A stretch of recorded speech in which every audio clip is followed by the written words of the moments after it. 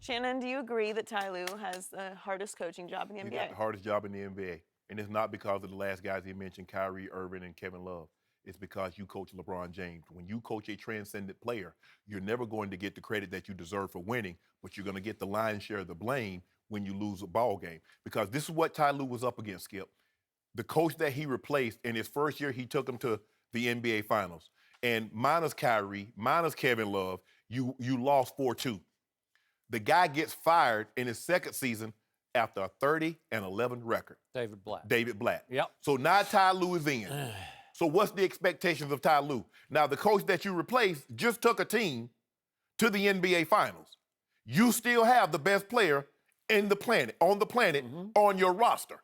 A transcendent, a Mount Rushmore, the king of Akron. Anything less than a title, and you're a bum. Because let me ask you... Because then you have a healthy Kyrie and a healthy Kevin Love, right? But let me ask you this, Skip. How much credit does Tony Dungy, Jim Caldwell, John Fox get for Peyton Manning? Peyton's the coach. He's calling all the plays. He's the offensive coordinator. So you never get the credit that you rightfully deserve. But when you lose, how you lose with Peyton Manning? Look at all 5-time MVP. Look at all these passing numbers, most 300-yard games, most 400-yard games, a 7-touchdown game. How can you lose if you're a coach and you have that guy? When Coach Belichick is winning 11 games with Matt Castle, he's going 3-1 with Brissett and Garoppolo.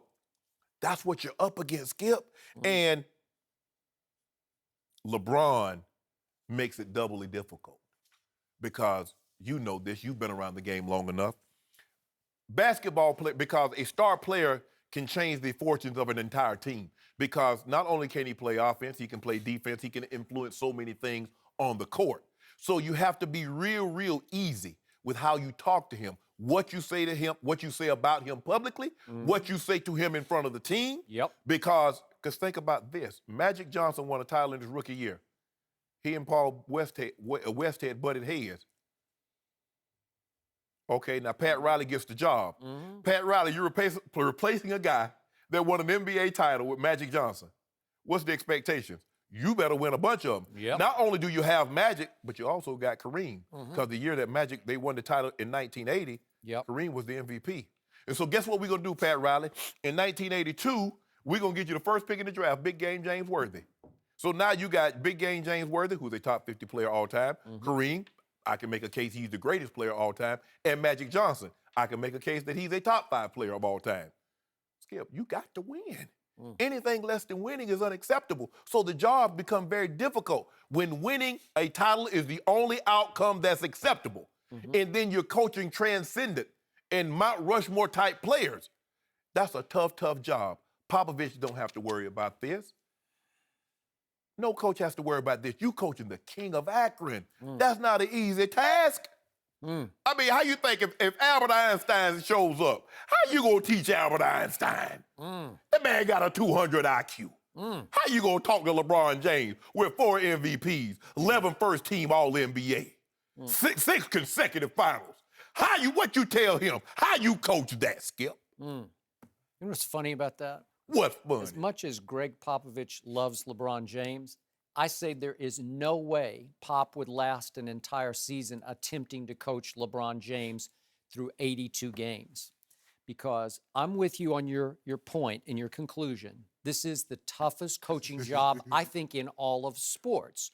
But I'm going to go a level deeper. I think LeBron is the most difficult player to coach. And I put quotes around the coach because I still think he's the co-head coach of this team.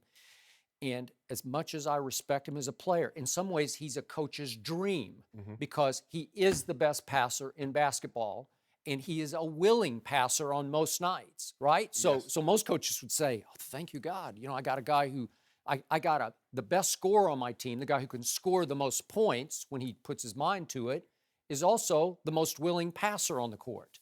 But off the court, in the locker room, in front of the media, LeBron is the king of drama. He is a drama king because he is, to me, the biggest diva in all of sports. And you can say he's earned the right to be that diva, but he just is. Because with LeBron, and this is what I actually love about him for the job we do, every night it's a new thing with him. It's a new issue. He's got some issue with something or somebody.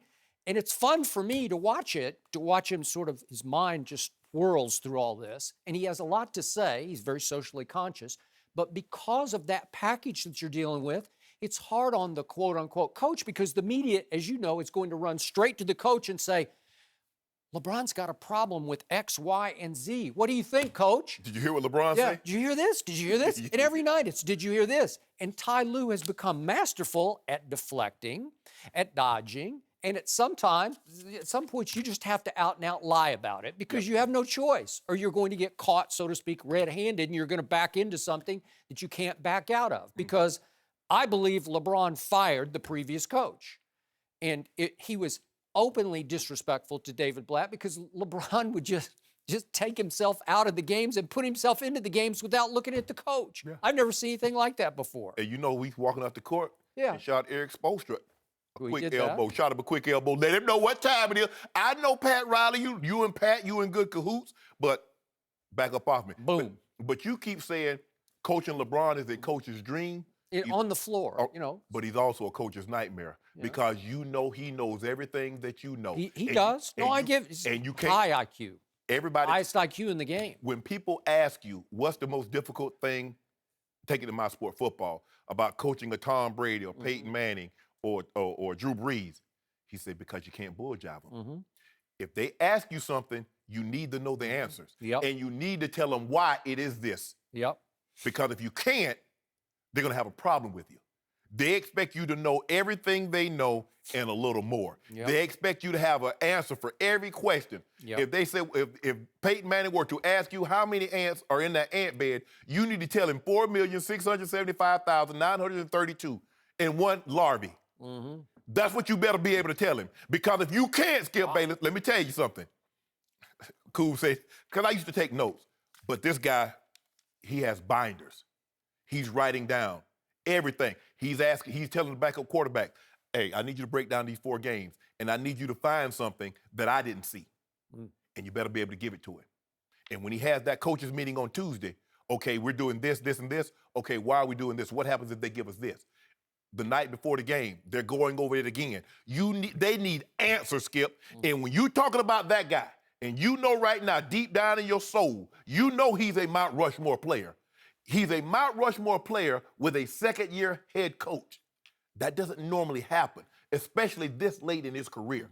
Mount Rushmore players don't normally play with second-year head coaches. And By the that's way, what I'm sorry, I'm not giving him top 4 status in all of the history of the NBA. I'm sorry. So I'm not going Mount Rushmore, but he's obviously one of the all-time great players. And to your point, with the second-year head coach, and they backed into a championship last year. They did not back. Yes, they did. They drove an 18-wheeler. So I think everybody with any objectivity is still sitting back saying, what you got, Ty, what you got this year, because now maybe Golden State is not going to get Draymond suspended or lose Andrew Bogut for the last 2 games, their rim protector.